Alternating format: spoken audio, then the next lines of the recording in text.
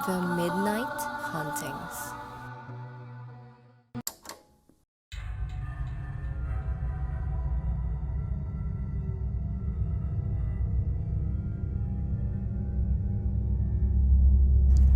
Magandang araw mga ka-midnight.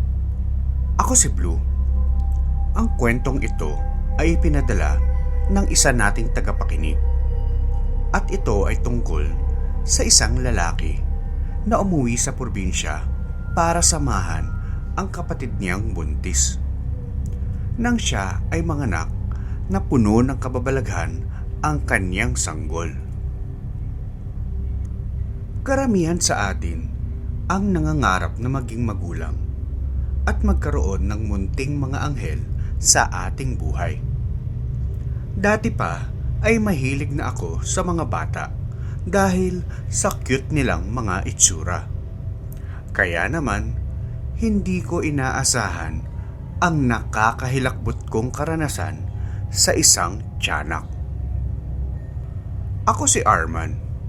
Ang aking kwento ay nagsimula ilang taon na ang nakalipas. Ako ay laking probinsya, ngunit nang ako ay magtrabaho, lumipat na ako sa Maynila. Kaya naman gulat na gulat ako nang ako ay sulatan ng aking kapatid para ako daw ay umuwi sa amin dahil siya raw ay buntis. Ilang buwan na daw nagdadalang tao ang aking kapatid na si Gegeng. At kailangan niya ang aking tulong dahil wala daw ang ama ng bata at malapit na siyang manganak. Wala na ang aming mga magulang at kaming dalawa na lang. Kaya naman, naawa ako sa kanya at naisipang lumuwas ng probinsya. Nang makarating ako, ay ipiniliwanag niya ang kanyang paglihim sa akin ng kanyang pagbubuntis. Nahihiya daw siya na nabuntis siya habang ako daw ay nagpapadala ng pera sa kanya. Sinabi niya na biglang naglaho ang kanyang nobyo isang araw.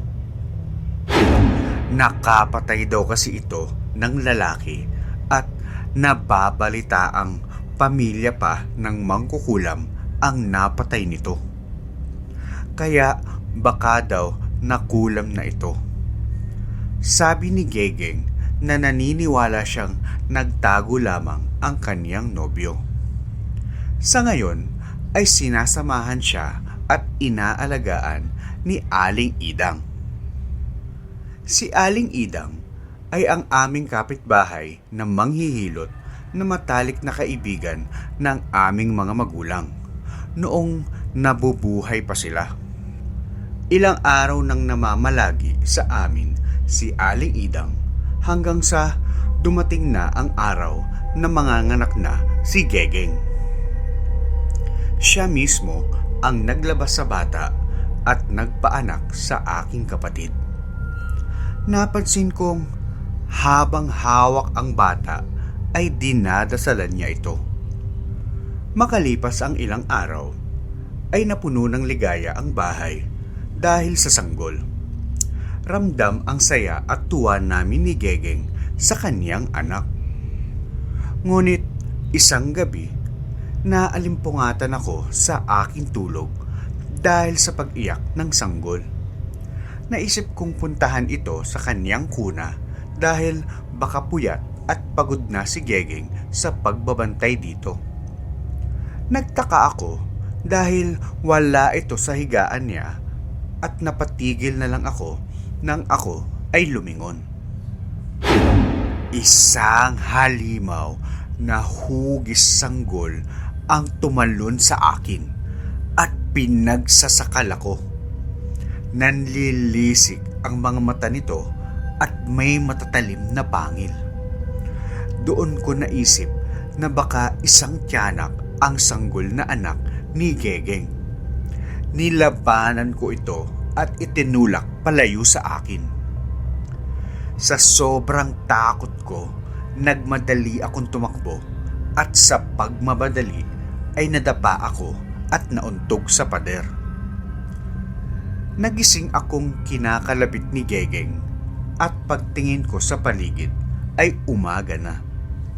Naisip kong nanaginip lang ako. Ngunit iba ang kilabot ng aking buong katawan. Binantayan ko ang kilos ng sanggol buong umaga. Ramdam ko ang sakit ng aking leeg sa pananakal ng malignong iyon kagabi. Kaya alam ko ring totoo ang nangyari sa akin. Pinaghihinalaan kong si Aling Idang ang may kagagawan nito dahil naalala ko ang kilos nito ng mga anak si Gegeng. Noong bata kasi kami, may mga chismis na mangkukulam daw si Aling Idang at hindi ito magkaanak. Tanging mga magulang lang namin ang hindi nakinig at kinaibigan pa din ito. Naisip ko ding marahil ay baka nais din itong magkaanak at ginawang tiyanak ang anak ng aking kapatid. Ilang linggo akong nakabantay sa mga kakaibang pwedeng ikilos ng sanggol. Binabantayan ko din ang mga pagbisita ni Aling Idang. Halos wala akong tulog sa takot na baka biglang magbagong anyo ang sanggol habang natutulog ako.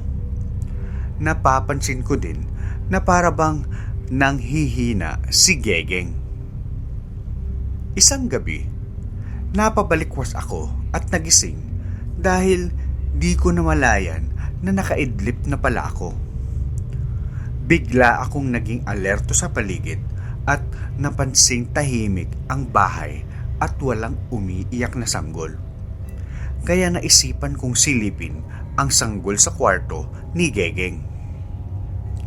Nakita kong humuhuni ng kanta si Gegeng at tila pinapasuso ang sanggol habang hinihele niya ito. Nakaramdam ako ng kakaiba kaya naisipan kong pasukin ang kwarto para siguraduhing ayos lang si Gegeng. Napasigaw na lang ako sa takot sa tumambad sa akin. Pinapadede ni Gegeng ang tiyanak habang duguan na ito at naglalawa na ang dugo nito sa kanyang katawan habang ang tiyanak ay mahimbing na natutulog.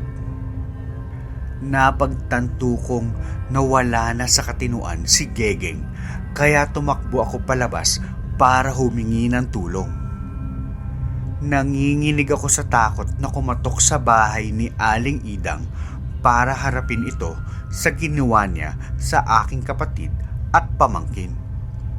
Nagulat ako nang sabihin nito na hindi siya ang may kagagawan at tama ang kanyang hinala na may sumumpa sa sanggol. Dali-dali kaming bumalik sa bahay at gumawa ng ritual si Aling Idang para palayasin ang malignong nakasapi sa bata. Kung tumagal daw ang sapi nito sa sanggol, ay permanenteng magiging tiyanak ito. Kaya daw niya dinasalan ito habang nagpapaanak siya para maiwasan ang sumpa. Suspetya niya na pamilya ng napatay na lalaki ang sumumpa sa sanggol. Marahil naisip nila na ganti nila iyon sa pagpaslang ng isa sa kanilang lahi. Humingi ako ng tawad kay Aling Idang sa pagbibintang na siya ang sumumpa sa sanggol. Matapos ang araw na iyon, ay naging normal na ulit ang lahat sa amin. Patuloy kaming tinulungan ni Aling Idang at nakatagpo ng matinong nobyo ang aking kapatid na tinratong sariling anak ang sanggol. Habang ako naman ay lumuwas na sa Maynila at nagkapamilya na rin. Sa una ay natakot ako nang unang lumabas ang aking anak. Hindi ko lang kasi maalis sa isip ko ang katatakutan na aking naranasan sa aking pamangkin. kung saan ito ay biglang naging isang tiyanak!